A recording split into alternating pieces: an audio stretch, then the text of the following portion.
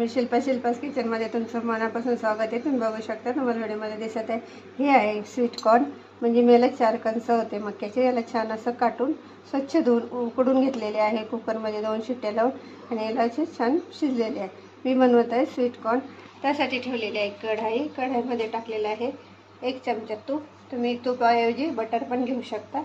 आता याला आपल्याला याच्यामध्ये चांगलं छान असं परतून काढायचं आहे। बघू शकता, तुम्ही बघू शकता। सोबतच टाकायचं आपल्याला चवीपुरतं मीठ तुमच्या हिशोबाने कमी जास्त करू शकता। त्याच्यासोबतच टाकायचं आपल्याला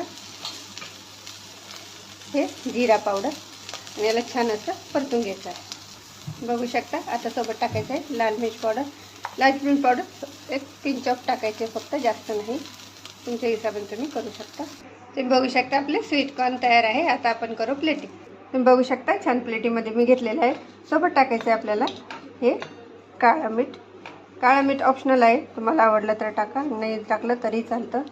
सोबत टाकायचं आहे हरी धनिया।